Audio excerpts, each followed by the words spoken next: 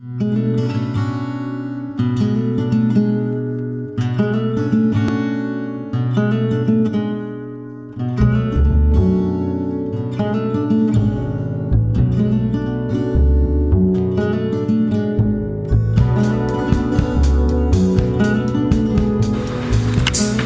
à tous, déjà merci d'être venus. Alors une petite présentation en fait de la dynamique des cafés santé pour les personnes qui ne connaissent pas et qui découvrent un peu.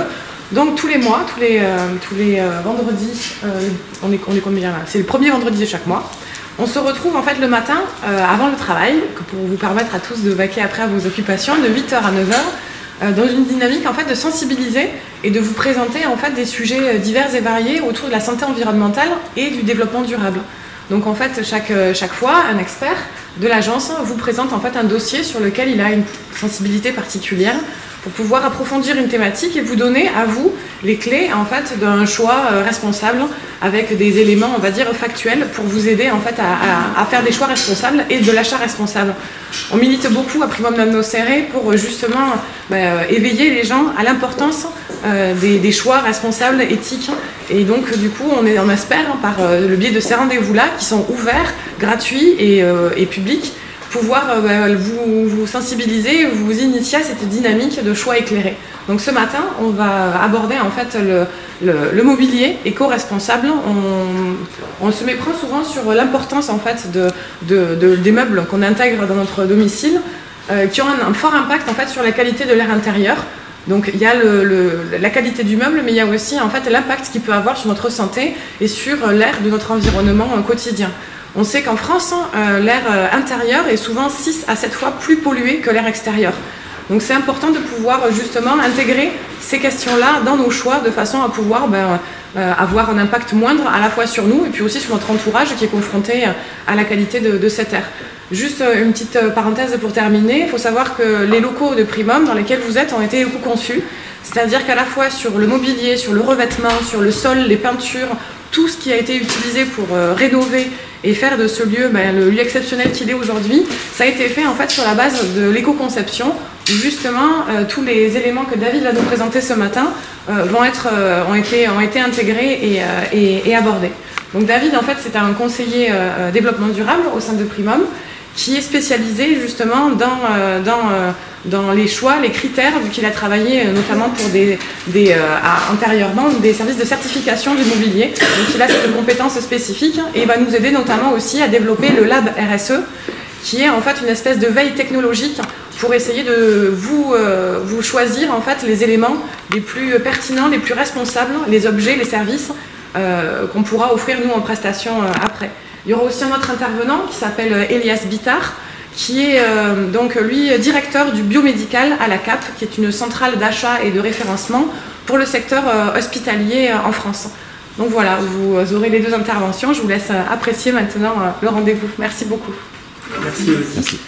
Bonjour à tous. Donc, comme l'a très bien expliqué Elodie, nous allons parler un peu des critères d'achat quand on décide de faire un achat sur du mobilier éco-responsable. Alors je sais qu'il y a des professionnels d'établissements qui sont présents aussi. Donc ça ne va pas être que dans le cadre du mobilier domestique, il y aura aussi je dirais des critères techniques qui peuvent être choisis par des acheteurs dans le cadre d'établissements. Donc je vais essayer d'être le plus large possible, le plus clair possible sur un peu ces problématiques d'achat, comment on peut choisir un meuble qui ne représentera pas un risque pour un utilisateur. Donc c'est des critères qui vont pouvoir s'appliquer à des utilisateurs lambda, mais aussi dans des établissements. Voilà.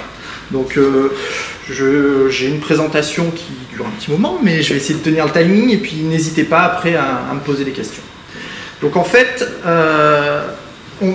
par rapport aux meubles dont je vais parler aujourd'hui, je vais parler de meubles très simples. Donc on voit les exemples, ça peut être des tables, des chaises, des meubles de rangement, des bureaux. Je ne vais pas rentrer dans le détail de meubles très spécialisés comme par exemple des lits médicaux. Même si certains critères que je vais évoquer aujourd'hui, des critères de choix s'appliquent, toute la partie électrique, électronique est une réglementation à part. Qu'on retrouve sur les lits médicaux, je n'en parlerai pas. Donc c'est vraiment là un focus sur les critères de base qu'on pourra appliquer sur tout type de meuble, je dirais aussi assez basique. Par contre, dans l'ameublement, On parle des meubles, on se dit aussi, tiens, il y a les tapis, il y a les rideaux. Là, c'est pareil, c'est des éléments qu'on ne va pas évoquer aujourd'hui. Ils ne seront pas concernés par la réglementation, notamment, que je vais évoquer. Et on a l'exemple aussi du mobilier de puériculture. Alors, vous pouvez vous dire que ce qui va vous être présenté aujourd'hui va s'appliquer à des mobiliers pour jeunes enfants, mais on a un degré de sévérité complémentaire sur les mobiliers de jeunes enfants, notamment sur les solvants ou des métaux lourds qui peuvent être utilisés, des substances toxiques. Donc ça, c'est des critères complémentaires. Aujourd'hui, dans l'heure qu'on avait à voir ensemble, ça aurait été un peu compliqué de parler de tous ces critères. Donc on ne parlera pas du mobilier pour enfants, même si la base que je vais vous expliquer s'applique de base aussi pour ce type de mobilier. Alors, la problématique qu'on rencontre par rapport aux meubles, c'est qu'on a une diversité de matériaux utilisés. On peut avoir du bois massif, du panneau de particules, de l'aluminium, de l'acier, du verre. Et le problème de ces matériaux, quand on décide de faire un achat responsable, c'est de se poser la question, mon meuble, quand je vais l'utiliser, dans quel état il peut être, est-ce qu'il peut se dégrader? Le fait d'avoir des matériaux différents, ça va être des fonctionnements différents, des vies différentes pour le meuble. Et à la fin, quand on va vouloir s'en débarrasser, comment on pourra le faire de manière la plus environnementale parlant, la plus saine pour l'environnement. Et le fait d'avoir tous ces types de matériaux qui peuvent apparaître dans la constitution du meuble fait qu'on va se poser des questions sur à la fin, mon meuble, qu'est-ce qu'il va devenir? On se pose la question sur le matériau, mais aussi énormément sur les revêtements. On sait que dans les revêtements utilisés dans l'ameublement, il y a des vernis, des lacs, on a aussi des textiles et des cuirs qui peuvent apparaître sur des sièges rembourrés par exemple. On a un élément qui apparaît, c'est le formaldéhyde. C'est, je dirais, la plaie de l'ameublement, parce que c'est un élément qui est cancérigène, qui se dégage dans l'atmosphère. On le retrouve notamment dans les panneaux de particules, il sert de liant à l'intérieur du panneau de particules, mais c'est quelque chose, un élément qui, durant toute la vie du meuble, va se dégager et va créer, c'est ce qu'évoquait Elodie, des problèmes de qualité d'air intérieur, qui, à forte dose, peut présenter un risque, puisque c'est quand même un élément cancérigène. Voilà. Donc c'est, en gros, quand on va décider d'acheter un meuble, on va se poser des questions, attention, quelle matière je vais choisir par rapport à l'usage de mon meuble et aussi à la vie qu'il va avoir, et aussi essayer de veiller à utiliser certains revêtements plus que d'autres pour aussi avoir une maîtrise sur sa santé tout au long de la vie du meuble. Alors il faut savoir que certaines pièces de mobilier peuvent présenter une durée de vie extrêmement importante. Donc en fait, quand on a un acte d'achat et qu'on veut un achat le plus éco-responsable possible, il faut choisir certains critères de choix pour se dire mon meuble, je vais faire en sorte qu'il dure le plus longtemps possible et qu'il représente le moins de risques pour l'utilisateur tout au long de sa vie.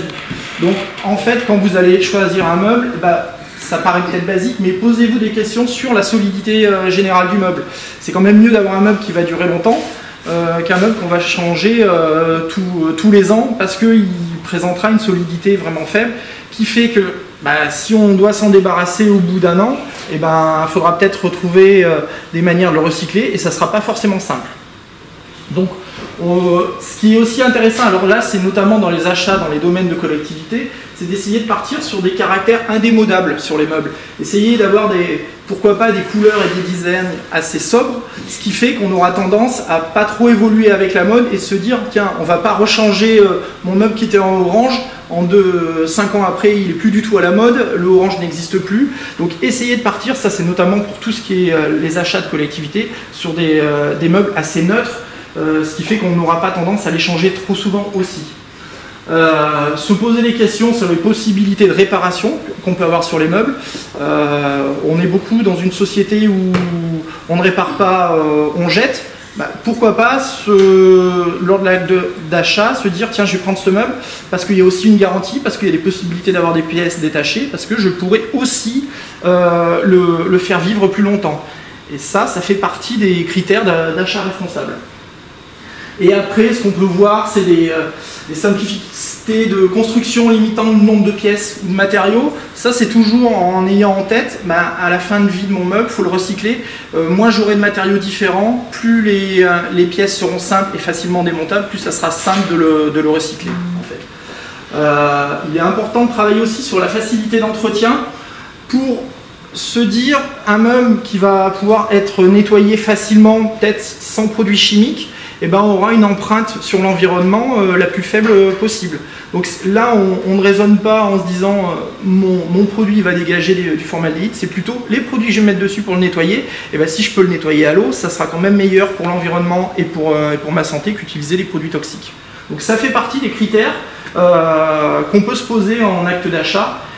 Et aussi, là je vous parle un peu de la chimie avec le formaldéhyde, mais aussi évaluer l'ergonomie. C'est notamment pour un achat, on va prendre l'exemple de mobilier de bureau, se dire que le meuble ne doit pas présenter un risque pour l'utilisateur. On doit avoir, tout le monde a eu un siège de bureau qui, au bout de 2 heures assis dessus, on avait mal au dos. C'est peut-être parce que on ne s'est pas posé la question de l'ergonomie du meuble au moment où on l'a acheté. Est-ce qu'il était adapté aux personnes qui seraient assises dessus? Et donc ça fait partie des critères intéressants lors de cet acte d'achat pour vraiment se dire est-ce que j'achète le bon meuble et que je ne vais pas le siège de bureau parce qu'il va être pas agréable, le changer au bout de 2 mois parce que personne n'arrivera à rester assis dessus. Alors ce qu'on constate avant de passer dans le détail un peu pour choisir vraiment dans le détail ces critères de choix, c'est que on a de plus en plus un renouvellement du mobilier, que ce soit en mobilier domestique, donc chez vous ou dans les entreprises. On est lié beaucoup à l'effet de mode, à l'augmentation des restructurations d'entreprises. Alors ce qui fait qu'il y a une augmentation des transports et une augmentation du volume de meubles qui ne sont plus utilisés, qui sont mis au rebut. Donc ça, bien sûr, ça a une empreinte sur l'environnement. Alors ce qui est dommage, c'est qu'il existe des bourses pour le mobilier ou alors des associations qui peuvent remettre du mobilier usagé en forme. Le problème, c'est que c'est très peu utilisé, très peu connu et peu efficace. Du coup, on se retrouve avec des meubles où on peut avoir un recyclage difficile parce qu'on n'a pas anticipé que les pièces de matières différentes, fallait qu'elles puissent être démontables facilement pour pouvoir après les séparer pour le recyclage. Et on se retrouve vraiment dans une problématique au sein de l'ameublement d'un volume énormément qui a une empreinte sur l'environnement assez importante. Donc en fait, c'est se dire, avant d'acheter mon meuble, je vais me poser les bonnes questions pour essayer de limiter ces effets néfastes sur l'utilisation, sur toute la durée de vie et après sur la fin de vie du meuble, je dirais. Donc, un moyen assez rigoureux justement pour choisir un meuble, c'est se fier à ce qu'on appelle les écolabels. En fait, les fabricants de meubles peuvent se faire certifier suivant certains écolabels que je vais expliquer juste après. En fait, il faut savoir que la certification d'un meuble, j'ai bien dit d'un meuble, on certifie un meuble et pas une entreprise en disant tous vos meubles sont certifiés, tous vos meubles répondent aux critères de l'écolabel. C'est vraiment une démarche volontaire d'entreprise qui dit ce meuble, je veux le certifier. C'est une démarche qui est lourde pour une entreprise. Il y a énormément de critères à respecter et c'est pour ça que généralement c'est fait juste sur un meuble, une gamme de meubles, mais rarement pour une entreprise sur tous ces meubles. J'ai l'exemple en tête, j'ai vu une publicité de Conforama, j'ai vu, ils avaient une certification sur un canapé. Ils n'ont pas certifié tous leurs canapés, mais ce canapé de cette marque, ce modèle, a été certifié. Et c'est vraiment la démarche qu'ils ont voulu mettre en place. Ce qui est intéressant dans les écolabels, c'est qu'en fait, on prend en compte l'ensemble du cycle de vie du produit, donc du choix des matières qu'on va utiliser. Savoir est-ce que c'est des matières qui vont avoir un impact néfaste sur l'environnement, rien que pour les prélever. On parlera après un peu du bois et des forêts. Est-ce qu'on va prendre du bois qui vient de forêts gérées durablement ou pas? Et en fait, c'est dès la conception du meuble, par exemple de mon canapé, je vais me dire, tiens, je vais utiliser telle pièce parce que je sais que cette matière elle a une empreinte faible sur l'environnement. Après, on aura la conception du produit. C'est faire en sorte que le produit il soit notamment ergonomique pour l'utilisateur et qui ne représente pas de risque pour la santé de l'utilisateur, mais aussi dans la conception du produit, c'est de dire quand je vais arriver à la fin de vie de mon produit, comment je vais pouvoir faire en sorte qu'on le recycle de manière le plus efficace possible. Donc en fait, vraiment, les écolabels appuient vraiment sur cette prise en compte du cycle de vie. On ne se dit pas juste, mon produit, il est bien juste pendant 2 ans pour l'utilisateur et après je m'en occupe plus. C'est vraiment sur l'ensemble de la globalité de la vie du produit. Il faut savoir que ces labels sont contrôlés par une tierce partie reconnue et indépendante. Alors, il faut se méfier aussi, certains, je dirais, fabricants se créent des écolabels. Alors, il faut essayer d'arriver à choisir, à essayer de trouver, est-ce que ça c'est un label propre à l'entreprise et qui finalement n'est pas contrôlé. Donc il y a toujours le soupçon de savoir est-ce que c'est vraiment une démarche vertueuse ou pas, et vérifier si c'est un écolabel officiel. C'est pour ça que là maintenant je vais vous faire une petite présentation sur les écolabels officiels qui sont reconnus et sur lesquels on sait que les critères sont stricts et sérieux. Ne vous inquiétez pas, je ne vais pas vous lire tout ce qu'il y a à côté. Un écolabel qui est très reconnu et qui est très sérieux, c'est dit Der Blaue Engel, c'est l'ange bleu, en fait c'est un écolabel allemand. En fait c'est un écolabel qui est très exigeant et très strict, et qui prend vraiment en compte l'ensemble du cycle de vie, et on voit qu'il est séparé en ce qu'on appelle des RAL, en fait c'est des référentiels. Suivant le type de produit, en fait il y aura des réglementations différentes. Une chaise de bureau n'aura pas la même réglementation qu'une table, et les critères d'attribution du label ne seront pas la même. Il y aura des fois des critères juste sur les panneaux de bois qui sont à utiliser. Et en fait, pour avoir l'écolabel, il faudra faire en sorte d'utiliser des produits vertueux tout au long du cycle de vie. Donc on étudiera bien ça, on mettra vraiment la certification que si le produit ne représente aucun danger pour la santé et l'environnement, de sa conception jusqu'à sa destruction. Donc si vous voyez cet écolabel, alors là c'est souvent dans les achats de mobilier professionnel, vous pouvez être quasiment sûr qu'il n'y a aucun risque et que vous faites un achat éco-responsable. L'écolabel en dessous, alors c'est un écolabel officiel des pays nordiques, donc on peut retrouver notamment dans des catalogues d'achat.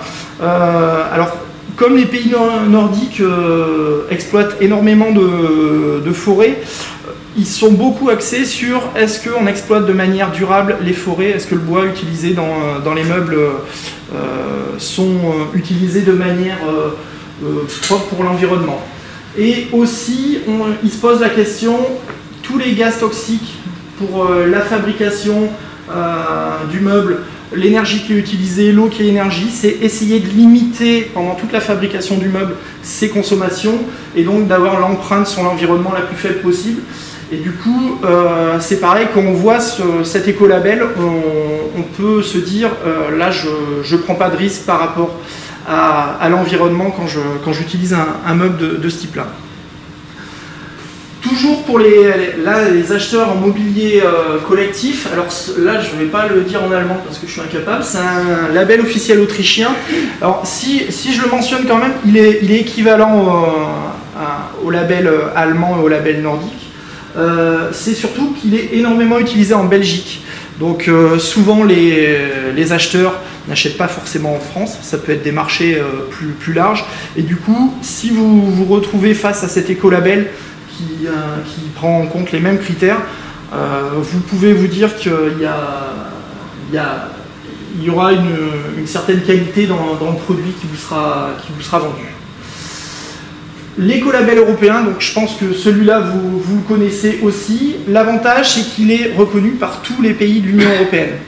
Ce qui fait que, en fait, quand on est sur un marché européen, on est sûr que tout ce choix de produits, si par exemple, on voit aussi qu'il y a la Norvège qui apparaît, si le produit a l'écolabel et qu'il est fabriqué en Norvège, on est bien sur les mêmes standards sur toute l'Union européenne. Il faut savoir que dans la prise en compte du cycle de vie, ce qui est intéressant dans l'écolabel européen, c'est qu'on prend en compte aussi tout ce qui est l'emballage et la distribution. Donc c'est l'acheminement du meuble, et aussi c'est essayer d'avoir des emballages souvent les plus réduits possibles, parce qu'il y a le déchet du meuble, mais il y a aussi le déchet de l'emballage, une fois qu'on a démonté le meuble, enfin qu'on a installé le meuble dans notre maison, on se retrouve avec les cartons. Et en fait, là-dessus, pour avoir l'écolabel européen, il faut certifier qu'on a optimisé l'emballage pour essayer d'avoir le moins de déchets possible. Alors, là, c'est un écolabel français, la marque NF Environnement pour l'ameublement. Alors, c'est une marque qui est donc aussi développée sur tout type de mobilier. Et on va prendre, là je me répète un petit peu, mais ils sont tous un peu sur les mêmes critères, l'ensemble du cycle de vie. Donc, c'est un écolabel qu'on voit de plus en plus. Donc, c'est ce que je vous ai évoqué, notamment sur le canapé de la marque Conforama, qui avait obtenu l'écolabel. Il n'y en a pas énormément qui l'ont. Faut savoir qu'il y a dans cette marque, il y a différentes strates suivant le type de mobilier, si c'est un usage professionnel, si c'est pour des enfants, si c'est du mobilier collectif, si c'est pour du mobilier de santé aussi. Il y a une sous-marque qui s'appelle la marque NF Santé, NF Environnement Santé. Et en fait, du coup, ça permet de référencer des produits suivant vraiment leur usage et d'aller vraiment typiquement sur le type de produit qu'on veut. Donc si on veut acheter un lit médicalisé, on ira dans la marque NF Environnement et dans le sous-chapitre NF Santé, et là vraiment on se rassure qu'on aura un produit avec une empreinte sur l'environnement la plus faible possible, et vraiment destiné et qualifié par rapport à l'usage qui sera le mobilier de santé dans des hôpitaux par exemple. Alors, ça, c'est des marques qu'on voit de plus en plus, notamment sur le papier, mais aussi sur le bois qui est utilisé. C'est les marques FSC et PEFC. Alors, ce qui est intéressant, c'est que là, on va se baser et se poser des questions que sur le bois qui est utilisé. On n'est pas sur l'entièreté du meuble, là, c'est vraiment sur la matière utilisée. Donc, il faut savoir que la marque FSC, en fait, elle va certifier que la forêt qui a été utilisée pour pouvoir créer ces meubles, elle est gérée de manière écologique et durable. Le piège, c'est qu'il y a 3 niveaux dans cette marque. Et généralement, quand on voit le sigle FSC, on se dit bon, c'est bon, ça veut dire que c'est une forêt qui est bien gérée. Les 3 niveaux, ça va être FSC Recycling, FSC 100% et FSC Mix. FSC Recycling, ça veut dire qu'en fait, le bois qui a été utilisé dans votre meuble est entièrement du bois recyclé. Donc là, on est vraiment dans le mode de fonctionnement le plus vertueux. FSC 100%, ça veut dire que ce n'est pas du bois recyclé, c'est du bois d'une forêt qui est gérée durablement. Où on sait que ça ne représente pas un risque pour l'environnement de gérer cette forêt de cette manière. Et ce qu'on retrouve beaucoup, c'est FSC Mix. Donc c'est un peu de forêt gérée durablement et puis une forêt où on ne sait pas ce que c'est. Et alors le problème, c'est que normalement on met un pourcentage dessus, mais c'est pas forcément indiqué clairement. Donc on peut se retrouver à acheter un meuble qui est certifié FSC Mix, et peut-être que dedans il n'y a qu'1% du bois qui est issu d'une forêt gérée durablement. Donc typiquement, dans ces 3 critères, alors ce qui est le mieux c'est FSC Recycling, mais essayez d'éviter au maximum ce qui est FSC Mix, parce que là on ne sait vraiment pas ce qu'il y a derrière. La marque PEFC, c'est un peu le même mode de fonctionnement. Je sais qu'il y avait une émission où elle avait été fortement critiquée, parce qu'a priori les contrôles sur l'attribution de la marque n'étaient pas très rigoureux. Dans un sens, c'était une émission qui a 1 an et demi, ça a mis un gros coup de pied dans la fourmilière, ce qui fait qu'il y a eu énormément de contrôles, et a priori le sérieux de la marque maintenant est vraiment éprouvé. Et là c'est pareil, dans la marque PEFC, on aura 2 niveaux. C'est certifié PEFC, donc on est sûr que tout ce qui est utilisé comme bois vient de forêt gérée durablement. Et PEFC recyclé, donc ça veut dire que ce qui est utilisé, c'est que du bois qui est entièrement recyclé. Et là on n'aura pas le niveau comme sur la marque FSC Mix, on n'aura pas un mélange des deux. Voilà.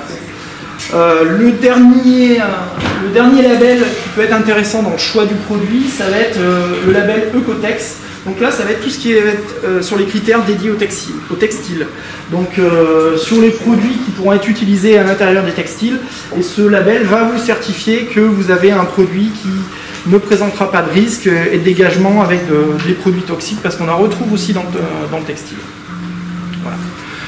Donc si je pouvais résumer un peu par rapport, je regarde le timing, par rapport à ce que je viens de voir sur les labels, sur les recommandations dans vos choix de matière, ce qui peut être intéressant, c'est bien sûr de partir sur du bois massif en priorité, parce que c'est du bois qui est sain, bien sûr si c'est une forêt gérée durablement. Après, aller sur du bois transformé mais avec une faible teneur en formaldéhyde, toujours évaluer le taux de formaldéhyde qu'il y a à l'intérieur, qui va se dégager pendant toute la durée de vie du produit. Donc essayer d'avoir un bois justement, bien sûr il y a un apport de chimie à l'intérieur, mais qui sera le plus faible possible.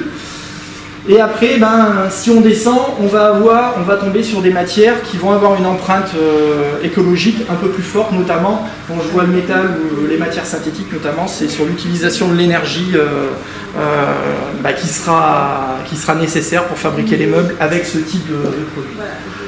Je signale aussi le verre. On a une table avec un beau panneau en verre. C'est vrai que souvent c'est joli, c'est un intérêt. Le gros désavantage du verre, pourtant ça fait partie d'une ancienne vie que j'avais où je travaillais dedans, c'est que ça se casse et que ça ne se répare pas.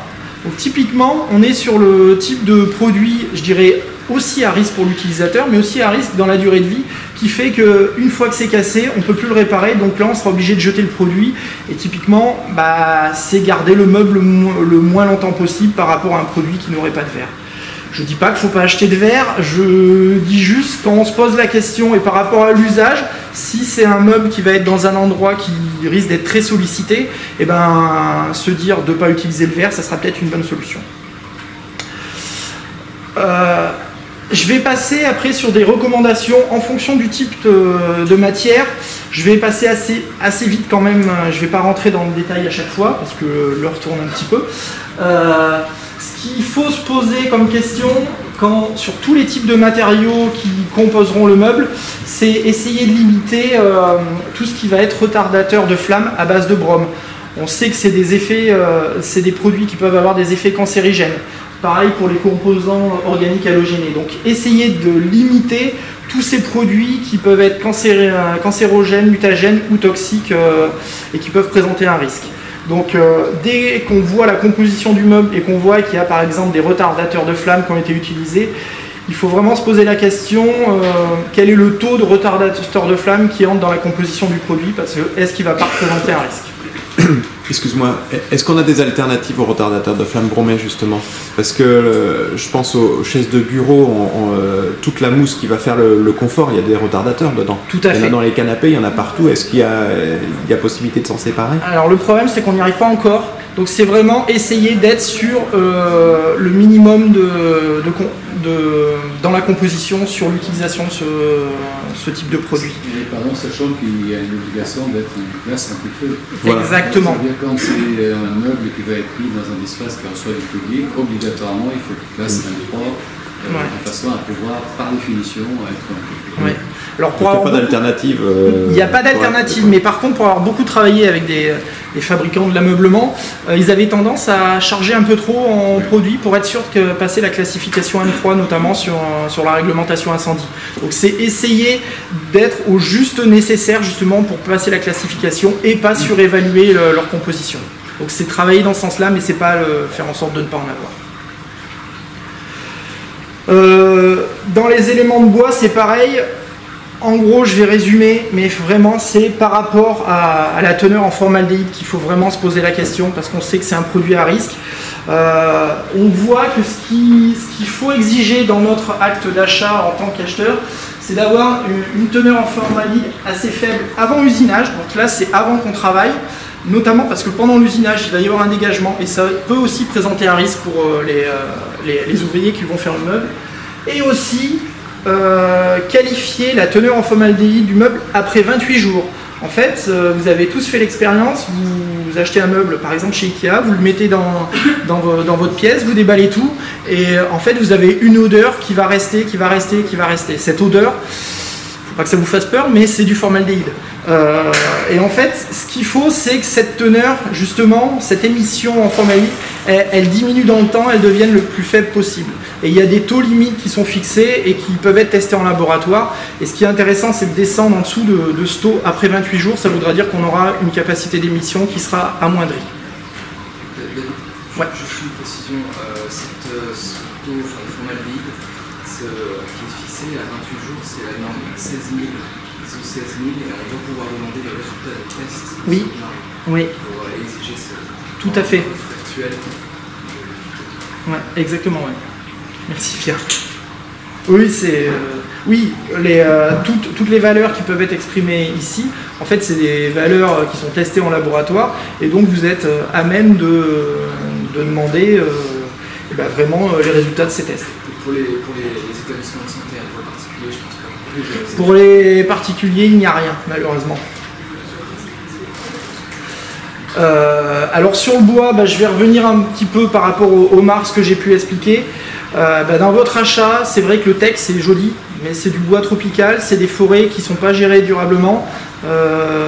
Essayez plutôt de favoriser des essences d'Europe centrale.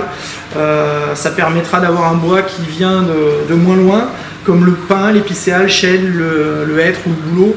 Et en fait, ça vous permettra justement de vous dire que votre meuble en bois, dans la fabrication, il aura une empreinte sur l'environnement un petit peu plus faible. Vous pouvez aussi exiger d'utiliser des panneaux de bois de basse qualité. Suivant l'usage de votre meuble, vous n'avez pas besoin forcément d'une résistance la plus importante possible. Des panneaux de bois, quand je dis panneaux de bois de basse qualité, c'est des chutes, des résidus. En fait, des meubles peuvent être fabriqués avec ces résidus. Et justement, en plus, ça présente un intérêt pour l'entreprise qui le fabrique, c'est qu'elle utilise des résidus qui ne coûtent rien. Et pour vous, vous pouvez avoir un meuble moins cher. Donc avec une empreinte et des déchets limités. Je vais quand même aller parce que ça tourne vite. Donc on peut se poser encore des questions sur les recommandations sur les éléments métalliques. C'est toujours pareil, finalement, ce qui s'applique au bois peut s'appliquer au métal. Essayez d'avoir le maximum de matières recyclées, et ça c'est en fait des exigences qui peuvent être indiquées dans des cahiers des charges quand vous faites un appel d'offres. S'il y a des pièces en métal, vous pouvez exiger d'avoir au moins 20% de métal recyclé, 30% suivant ce que vous voulez. Ça peut être un critère discriminant, mais vous avez le droit de l'utiliser. Pour les matières synthétiques, on va retrouver ce qu'on a beaucoup nous aussi dans le développement durable dans les établissements de santé. C'est un peu les matières plastiques PVC qu'il faut éviter. Donc il y a notamment le PVC, le 3, il y aurait l'autre cycle, c'est le 5 et le 7. 6 et 7. Donc c'est les matières qui sont siglées 3, 6, 7. Et là, vous pouvez vous dire que ça, c'est des produits qui vont présenter un risque pour votre santé. Alors ce qui est intéressant, c'est aussi de se poser la question, quand j'ai une pièce en matière synthétique, en plastique, qui est dans un meuble, faire en sorte que dès la conception, cette pièce notamment, on la mette pas à des endroits où elle va être fortement sollicitée. Faire des coulisses de tiroirs en plastique, alors que c'est des tiroirs qu'on ne va pas arrêter d'ouvrir, le plastique aura une résistance moins importante que le métal, ça peut présenter un risque et du coup on aura un risque pour l'utilisateur, un risque sur le meuble et du coup on risque d'avoir une durée de vie moins importante. Donc se dire dès la conception, attention, je mets du plastique mais je le mets à bon escient, au bon endroit justement pour essayer d'avoir le meuble qui dure le plus longtemps possible. Et je reviens toujours, c'est pas un cheval de bataille mais sur le verre. Alors il faut savoir que dans le verre déjà il y a du plomb, donc ça serait mieux d'éviter cette utilisation liée où on pourrait avoir des problèmes de saturnisme, mais à forte utilisation avec beaucoup de verre et s'il y a beaucoup de casse. Mais c'est surtout que les pièces en verre, généralement, si elles cassent, il faut pouvoir les remplacer. C'est peu prévu par les fabricants des pièces de rechange en verre. Mais si on doit aller sur ce choix de matériaux, se dire que ça soit toujours un endroit où je peux changer la pièce facilement. Et après, sur les tissus, On va essayer de limiter les textiles et les cuirs notamment qui peuvent avoir du mercure ou de l'amiante. Donc ça existe aussi. Donc en fait, tous ces éléments, je dirais, ça peut être des éléments par chapitre, par type de matière, quand vous faites votre appel d'offres pour acheter du meuble. Attention, moi je veux exclure ce type de produit à l'intérieur. Et quand je mets exclure les mousses en polyuréthane, il y a des mousses sans polyuréthane, donc ça existe. Donc c'est pas quelque chose qui est obligatoire. Dans le meuble, on a aussi le revêtement de surface et les cols. Dans les cols, on va retrouver aussi du formaldéhyde. Donc c'est essayer de limiter toujours ce taux. Et puis exiger d'avoir des revêtements de surface qui soient facilement nettoyables. C'était ce que j'avais exprimé au-dessus. Pour éviter d'utiliser des solvants qui pourraient, en plus du meuble, dégager des produits toxiques dans l'atmosphère. Bon, et l'école, je ne vais pas rester longtemps là-dessus, c'est pareil, toujours l'idée d'éliminer le formaldéhyde. Alors, en dehors de la matière, il faut se poser des questions sur l'ergonomie du produit. En fait, ce qu'il faut, c'est que votre produit soit le plus sain aussi pour l'utilisateur. Donc en fait, c'est essayer d'avoir un produit qui n'aura pas, par exemple, des arêtes agressives sur lesquelles l'utilisateur ne va pas se blesser, parce que le meuble peut présenter un risque pour un utilisateur. Essayer d'avoir un meuble qui ne soit pas instable. On a tous en tête l'exemple des colonnes Malm de Ikea, où on ouvre tous les tiroirs, ils vous tombent dessus. Même si il y a des exigences qui disent qu'il faut les fixer au mur, mais personne ne les fixe au mur. Donc il faut savoir qu'un meuble peut présenter un risque, et donc il faut vraiment se dire, attention, comment je vais l'utiliser? Est-ce qu'il va présenter un risque pour l'utilisateur? Donc dans mon choix de meuble, je dois vraiment anticiper ça, et pas que sur le choix de matière. Ça fait partie de l'éco-responsabilité de l'acheteur. Et aussi, ce qui est intéressant, c'est d'avoir des meubles adaptables à la morphologie. Déjà, pour un utilisateur qui peut avoir envie de travailler assis, travailler debout et changer de position dans la journée, mais aussi parce qu'on a de plus en plus, on sait, nous, chez Primum, les bureaux, en fait, ils ne sont pas pour une seule personne, donc chacun peut aller dessus. Donc c'est intéressant qu'ils puissent être adaptables à la morphologie de chacun.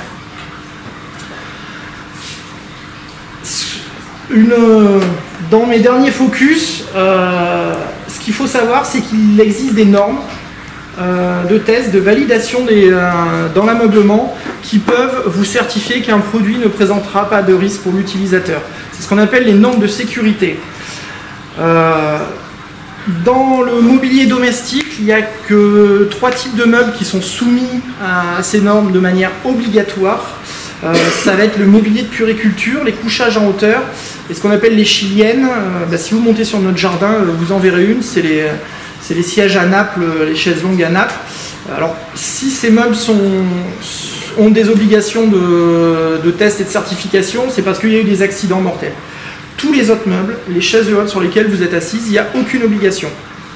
Par contre, en tant qu'acheteur, quand vous êtes dans du mobilier collectif, vous pouvez exiger que les normes de sécurité soient...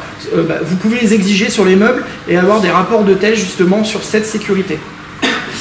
Et aussi ce qui existe, c'est ce qu'on appelle des normes de performance. C'est se dire, mon meuble qui ne présente pas de risque de stabilité aujourd'hui, et sur la durée, sur toute sa durée de vie, ne présente pas de risque. Si on s'assoit 50 000 fois dessus, à la 51e fois, je veux que mon meuble il soit toujours correct. Et là, c'est ce qu'on appelle des normes de performance. Ça, c'est pareil, c'est des choses qui peuvent être intégrées dans des cahiers des charges. Et notamment, quand on parle de la norme NF Environnement pour l'ameublement, on retrouve ces critères. On a les critères de matière, les critères d'emballage et de fabrication du meuble, mais aussi les critères de sécurité et de durabilité du meuble pour pas qu'il représente de risque dans toute sa vie.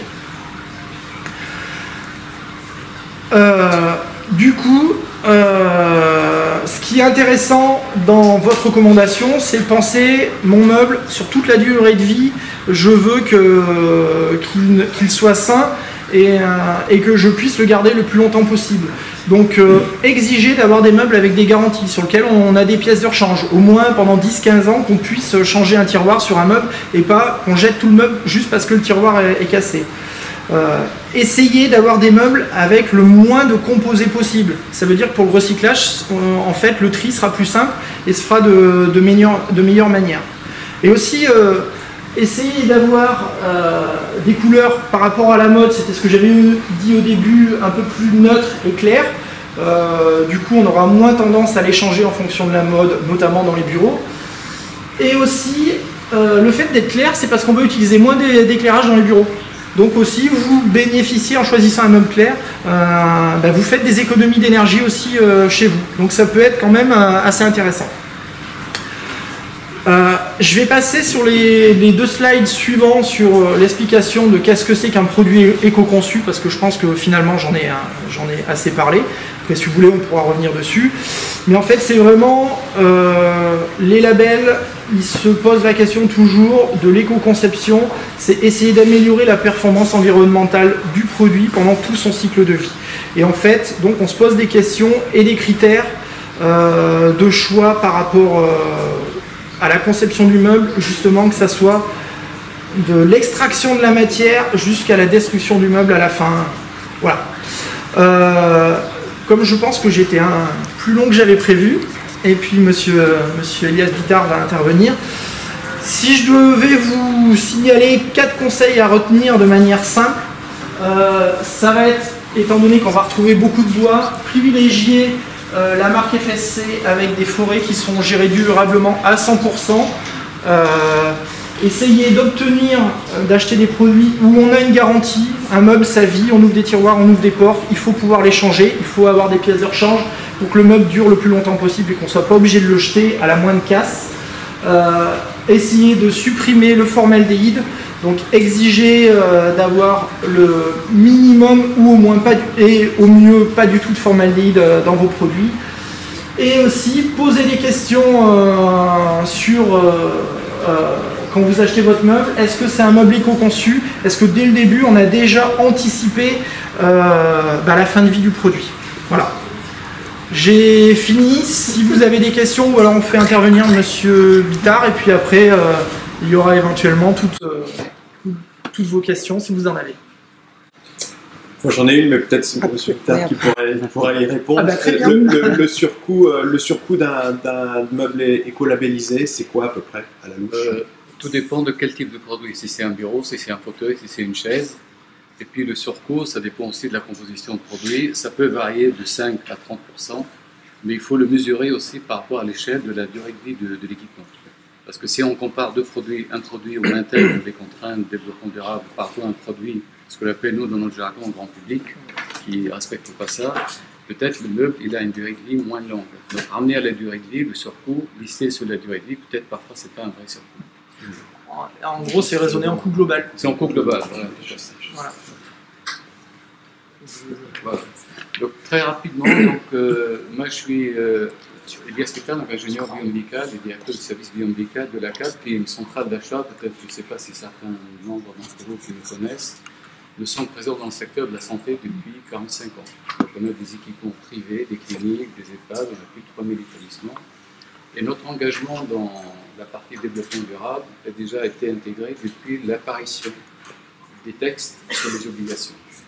Je ne vais pas vous répéter ce qui a été dit, qui reflète les normes, les exigences, mais je vais vous parler un peu de comment nous voyons les achats en 2017, alors que les normes sur le développement durable ont déjà commencé il y a plus de 10 ans.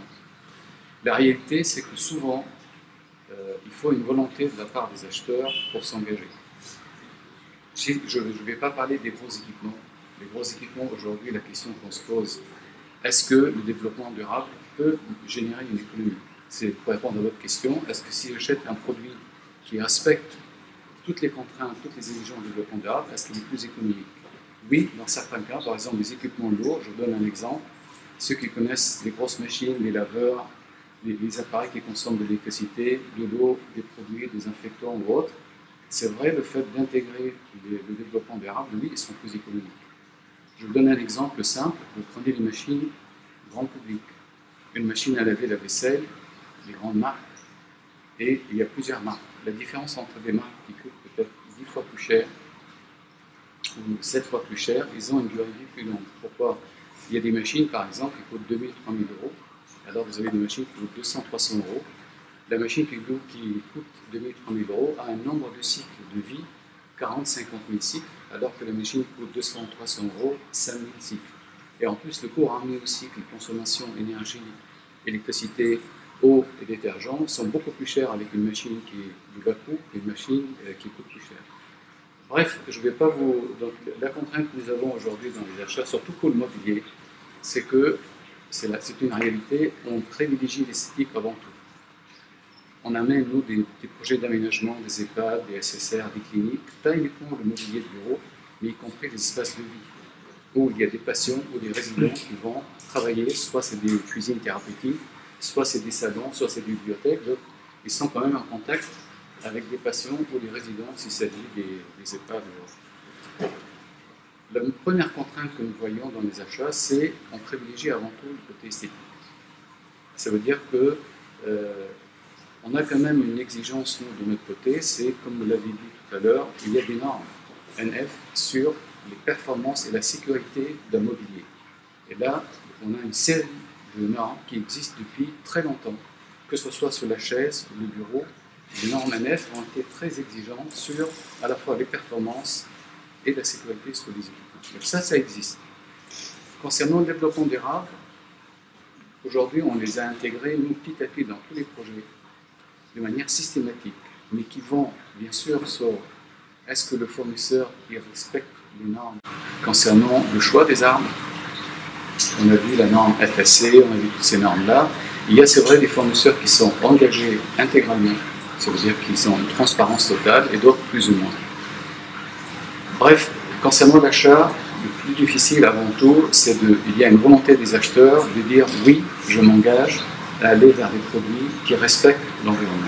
Il faut cette volonté. Si cette volonté n'existe pas, quoi qu'on dise, quoi qu'on fasse, quoi qu'on essaie de faire répondre aux fournisseurs tout ce qu'on veut, mais si l'acheteur n'est pas convaincu avant tout qu'il faut quand même une volonté de sa part de s'engager, il faut un engagement par rapport à ça.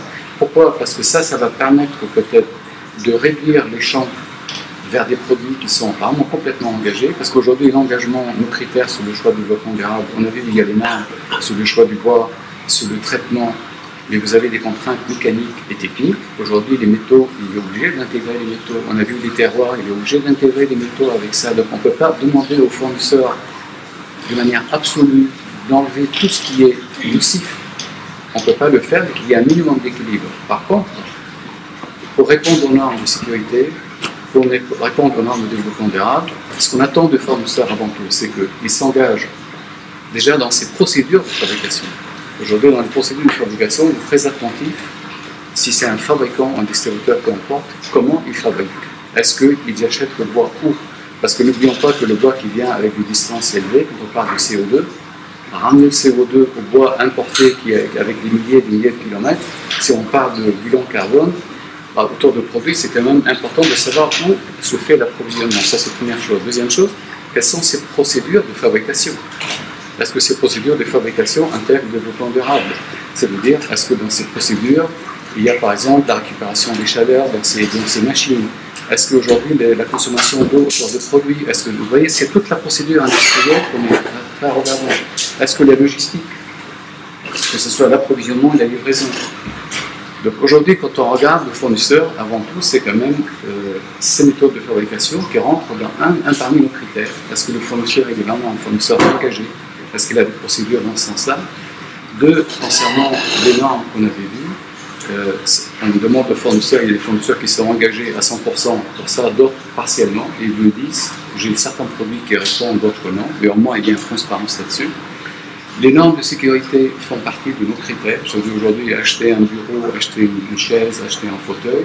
On a une série de normes NF qui, normalement, le fournisseur, s'il est compatible, il faut qu'il nous fournisse des certificats comme quoi il est compatible avec ces normes. Ça prouve bien qu'il a passé de batterie de tests pour vérifier qu'il est conforme en termes de solidité de produit. Une fois qu'on a passé tout ça, maintenant la question qui se pose, on revient à votre question. Je prends des bureaux, je prends un aménagement d'un espace de travail. Est-ce que le coût proposé, le prix global proposé par des fabricants, en intégrant toutes ces contraintes normatives et développement durable, est-ce que par rapport à ces critères-là, si tout le monde plus ou moins les respecte, est-ce que le coût global est intéressant? Et ça, c'est la question qu'on nous pose souvent. Est-ce que si, comme je vous ai répondu, c'est pas systématique que parce que j'intègre les normes de sécurité et les normes de Goldman, forcément je suis plus cher. C'est sûr, le prix facial, je suis plus cher parce que peut-être je vais avoir 10-15% à l'achat. Un bureau, peut-être je vais l'acheter à 700-800 euros, je vais l'acheter à 500 euros, avec des critères complètement différents. Par contre, la durée de vie d'un produit bien conçu, avec une qualité de bois, va peut-être m'amener une durée de vie plus longue. Cette durée de vie, c'est celle-là qu'il faut ramener l'échelle.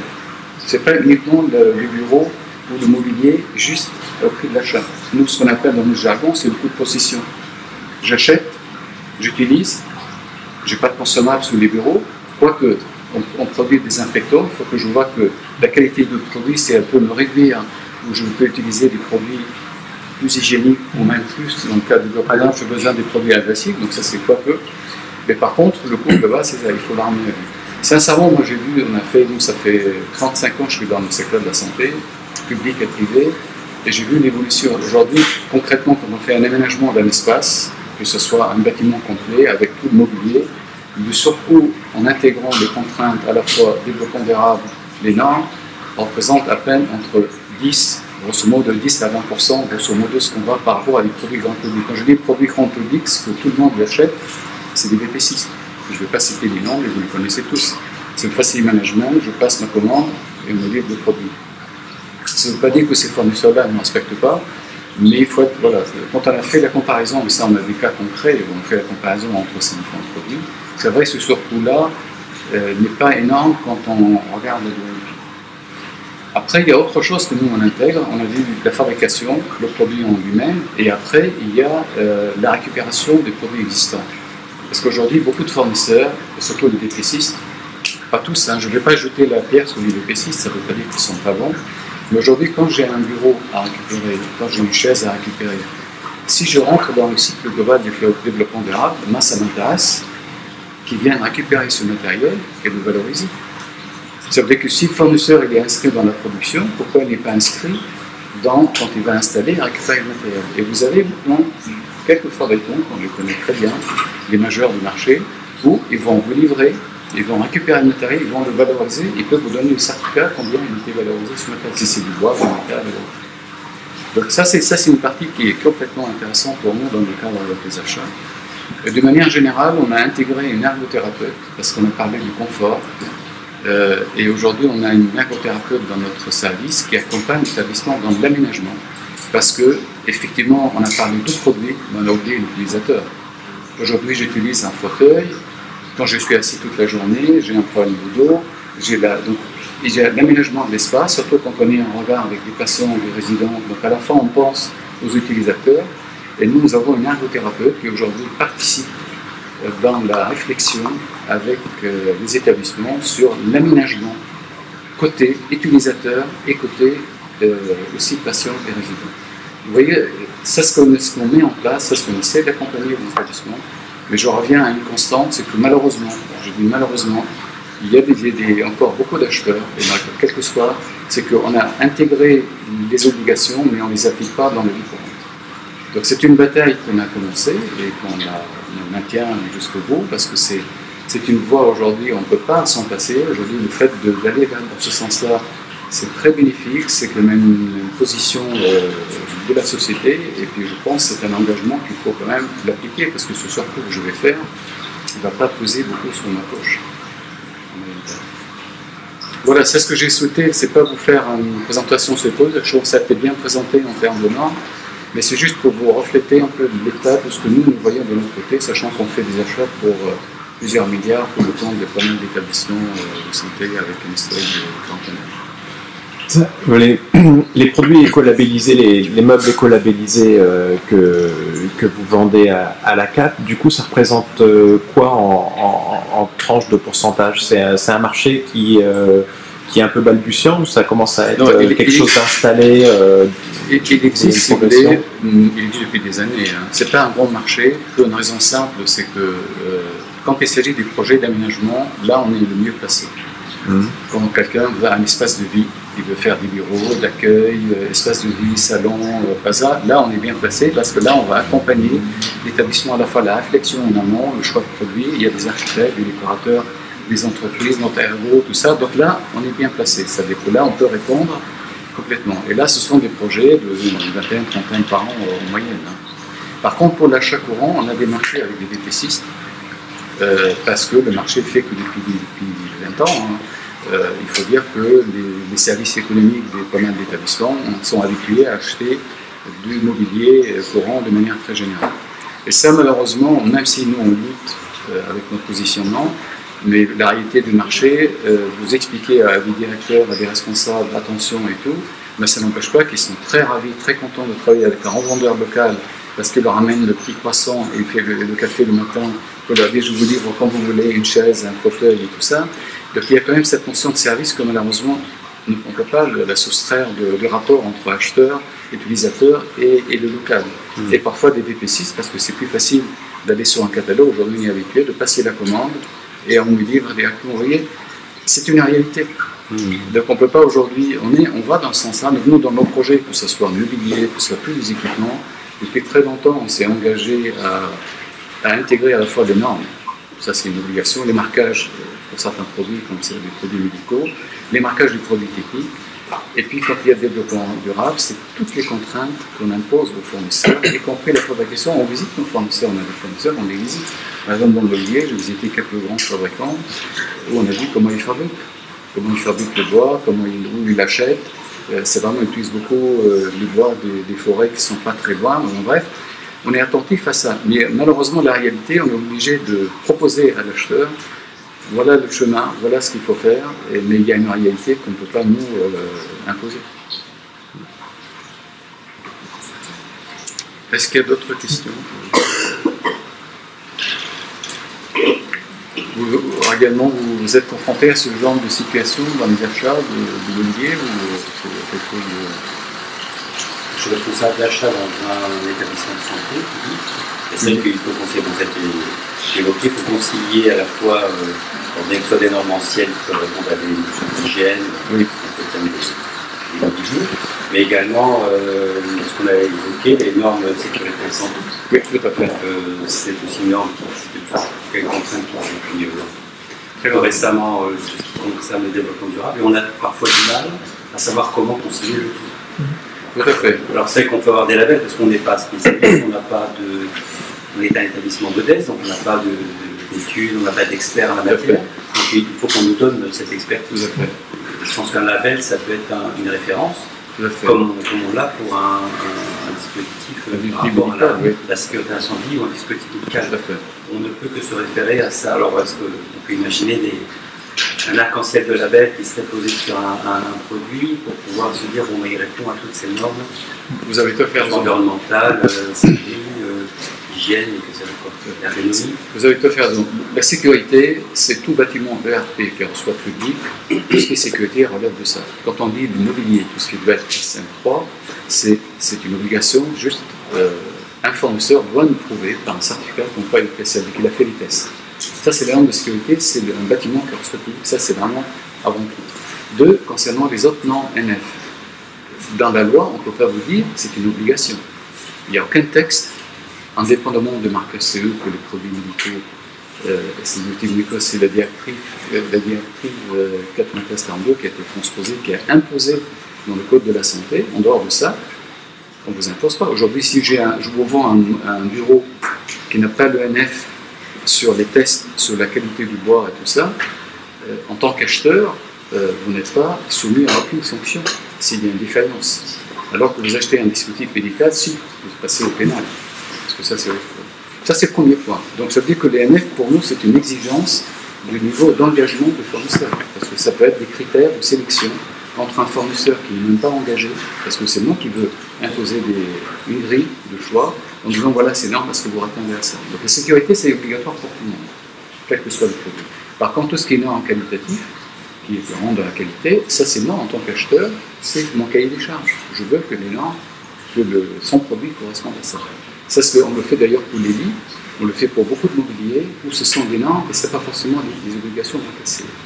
Et après, le développement durable, aujourd'hui, si vous voulez, il n'y a pas d'appel d'offres, il n'y a pas d'achat. Ça veut dire celui qui vous dit qu'on achète gère tout l'achat public depuis l'État, depuis 2005-2008, vous savez, est engagé à faire des achats publics. Donc les appels d'offres, aujourd'hui, on voit très peu d'appels d'offres où il n'y a pas de critères sur le développement durable.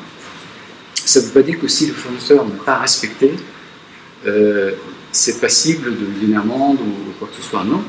Le fournisseur peut dire je réponds pas, je réponds à 1, 3, je ne réponds pas aux normes de sécurité, de qualitatif, aux normes NF, je ne corresponds pas au développement durable. Dans l'absolu, on ne peut pas lui dire non, je ne réponds pas. Par contre, quand je définis le besoin, je définis mon cahier des charges, c'est moi qui impose mes critères. Demain, vous voulez répondre à un appel d'offres ou ma consultation pour ces produits-là, voilà mes critères. Ou vous répondez à mes critères, je vous ai dit quels sont mes critères. Et c'est là qu'on fait évoluer les fournisseurs. Et j'ai vu sincèrement l'évolution des fournisseurs au fil des années. Où au départ, développement durable, on en parle très peu. Et on a vu le fait que la montée depuis des années des acheteurs, des appels d'offres, tout dans ce sens-là. Aujourd'hui, il y a beaucoup plus de fournisseurs qui ont la fierté de vous dire, voilà, je vous annonce tous les écolabels, je vous annonce que je suis transparent, y compris même la qualité des matériaux, y compris même le procédure, de façon à vous dire, voilà, je réponds plus. Si vous voulez, c'est l'évolution. C'est dans ce sens-là, aujourd'hui, c'est plus on a commencé à imposer, plus ça fait amener c'est quelque chose de vertueux. C'est sûr, le chemin n'est pas gagné, le bataille n'est pas gagné, comme on dit par rapport aux industriels, mais commence à écrémer les industriels. Aujourd'hui, sur le marché français, on a quelques fabricants nationaux et tout ça qui sont vraiment très bien engagés, ils vont dans ce sens-là. Et puis il y a des distributeurs et des produits qu'on achète je ne sais pas où, qui existent et qui continuent à vivre et qui ont une part de marché non négligeable. Mais ça n'empêche pas que ce n'est pas parce qu'il existe cela qu'on ne fait pas évoluer le marché.